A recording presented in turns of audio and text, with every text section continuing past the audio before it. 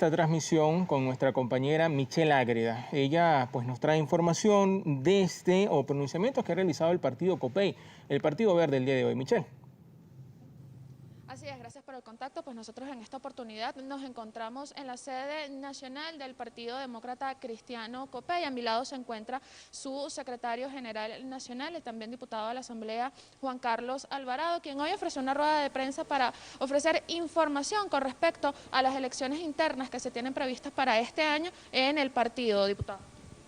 Sí, bueno, muchas gracias. El día de hoy pues queremos además anunciar ya que de acuerdo al último corte recibido por parte de los 24 estados del país, de nuestras autoridades, hasta el día de ayer a las 7 de la noche, ya estamos arrojando 18.679 nuevos inscritos en nuestra organización política. Además de eso queremos también informar que recibimos el pasado día martes una propuesta por parte de la Comisión Electoral Nacional en materia de la realización de un proceso electoral interno y la propuesta ha sido la del domingo 15 de mayo, la cual nosotros hoy anunciamos al país que aceptamos esta propuesta por parte de la Comisión Electoral para que podamos realizar este proceso de elección interna y escogencia de autoridades municipales el domingo 15 de mayo, de esta manera dejar de manera oficial que ese será el día de la realización, Dios mediante, de este proceso electoral interno. Y como tercer punto, y además informar que el pasado martes 8 de febrero pudimos consignar ante el Consejo Nacional Electoral todo lo relacionado a la actualización de nuestras nóminas, tanto nacionales como estadales, las nóminas estadales de los 24 estados del país, donde allí se deja claramente pues ya por sentado lo que son los representantes en cada uno de nuestros estados, pero además informamos también al Poder Electoral de la ejecución y el trabajo que viene realizando la Comisión Electoral Nacional de nuestra organización política elegida el pasado 11 de diciembre. Bien, muchísimas gracias. Eran declaraciones de Juan Carlos Alvarado, diputado de la Asamblea Nacional y secretario general nacional del Partido Demócrata Cristiano COPEI, quien hoy ofreció información con respecto a las elecciones internas que, como indicó hace unos minutos, se tienen previstas para el próximo 15 de mayo de este año. Nosotros con esta información desde la sede nacional del partido vamos a volver al estudio de Noticias Globovisión. Adelante. Gracias, Michelle. El contacto ahora vía telefónica con nuestra compañera Osmaris López. Osmaris se encuentra en la Casa Nacional del Partido Movimiento al Socialismo y según nos hemos enterado, Osmaris, se han pronunciado o parte de su rueda de prensa ha estado también muy enfocada en cuanto a los sucesos que han sacudido al país durante los últimos días. Te escuchamos. Bien, Bernardo, un gusto saludarte. En efecto, nos encontramos en la sede del partido político Movimiento al Socialismo, en su acostumbrada rueda de prensa. Precisamente se inicia con las declaraciones de la vicepresidenta nacional del partido Movimiento al Socialismo, María Verdeal. Ella habla en este preciso momento sobre la influencia que tienen en nuestro país los grupos delictivos conocidos como TANCOL o grupos terroristas armados narcotraficantes de Colombia. Ella exige por parte o en representación del partido político al gobierno nacional que ejecuten políticas públicas de prevención que eviten acciones delictivas dentro del territorio nacional. Ella también acaba de hacer un llamado a la oposición venezolana a crear alternativas o propuestas que permitan pues hablar o pronunciarse respecto a estos temas de interés político nacional. También a la oposición venezolana ella se refería y les decía que crearan alternativas viables y constitucionales que permitan una representación unitaria en los próximos comicios presidenciales en el país.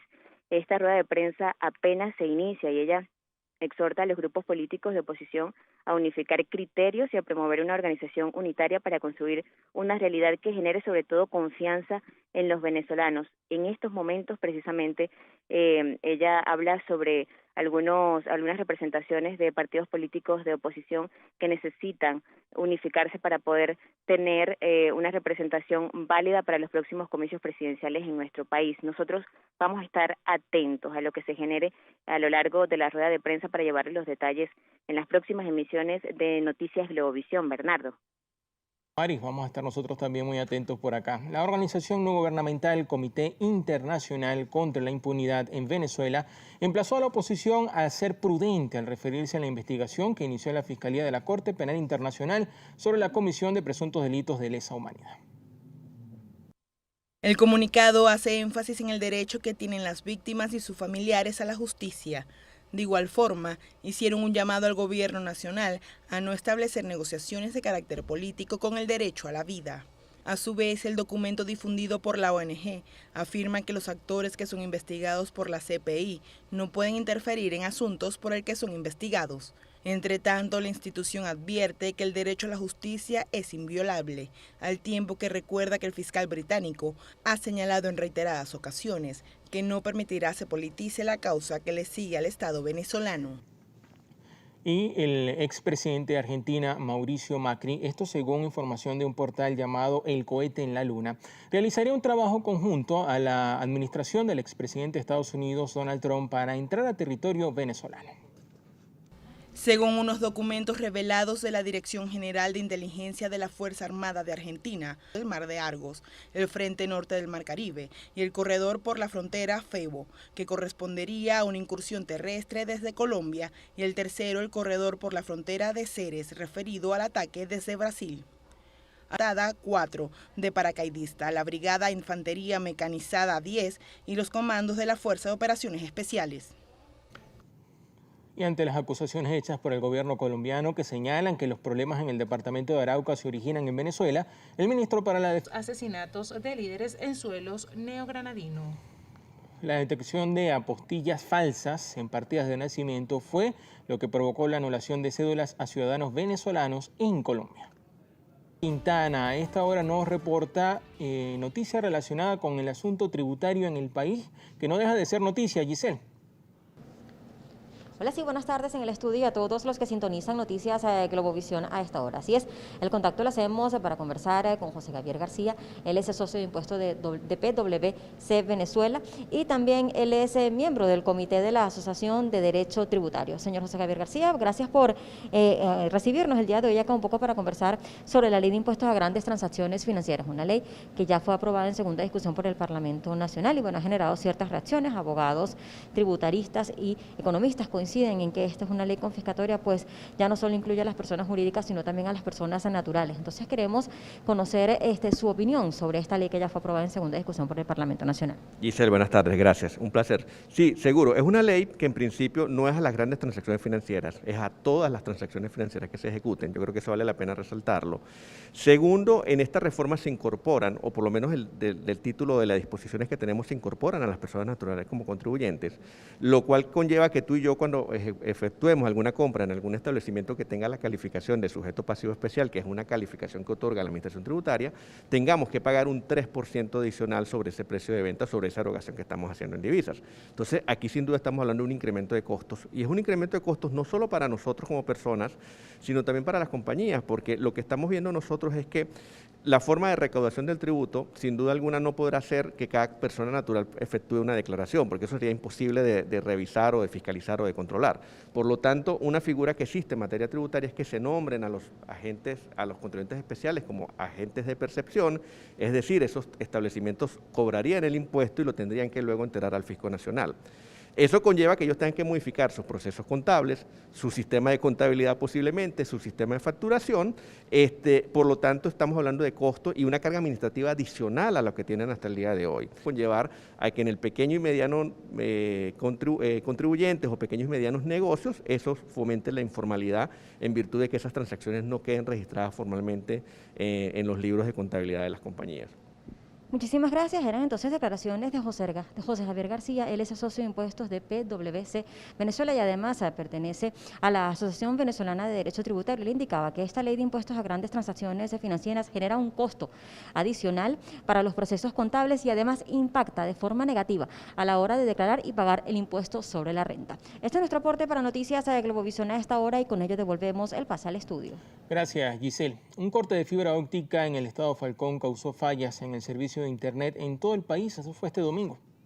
Mediante un comunicado en su cuenta de Twitter, la Compañía Anónima Nacional de Teléfonos de Venezuela, CanTV, informó que su personal técnico se mantiene trabajando en pro a solventar las incidencias causadas a su sistema en los tramos de Coro Punto Fijo y Punto Fijo Puerto Camarebo. De igual manera, ofrecieron unas disculpas a la ciudadanía por las molestias causadas con la lentitud de su servicio a CanTV y agradecieron a la comprensión mientras avanzan en la normalización del mismo.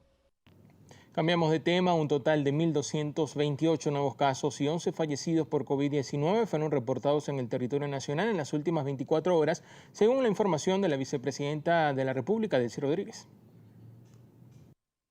A través de su cuenta oficial en la red social Twitter, Rodríguez indicó que 1.221 casos fueron por transmisión comunitaria y 7 importados.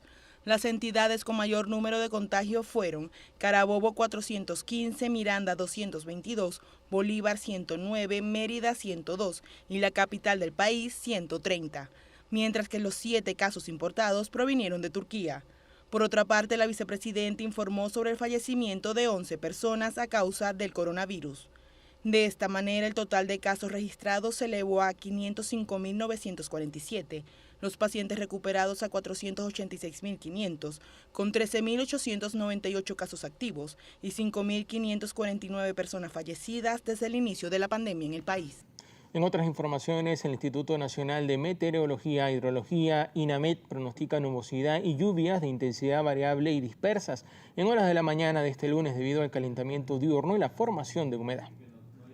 Así lo dio a conocer el ente gubernamental en su cuenta en la red social Twitter, en la que detalló que las precipitaciones de intensidad variables se registrarán con descargas eléctricas eventuales y nubosidad parcial en el sur del lago de Maracaibo, la Sierra de Perijá, la región de los Andes, así como los estados Amazonas y Bolívar. Asimismo, la institución de pronóstico del clima vaticina que los estados Falcón, del Tamacuro, este de Miranda y el territorio Esequibo reportarán lluvias o lloviznas dispersas y nubosidad este lunes. A su vez, el órgano pronosticador del tiempo explica que ambos fenómenos se deben a la acción del viento, el ciclo de calentamiento diurno, así como el desplazamiento de los vientos alisios que producen la humedad. Mientras tanto, según la dependencia gubernamental, se mantiene la estabilidad atmosférica con cielo despejado en gran parte del país. Y para la noche de este lunes se prevé la llegada al país de concentraciones leves a moderadas del polvo del Sahara, según lo dio a conocer el meteorólogo Luis Vargas.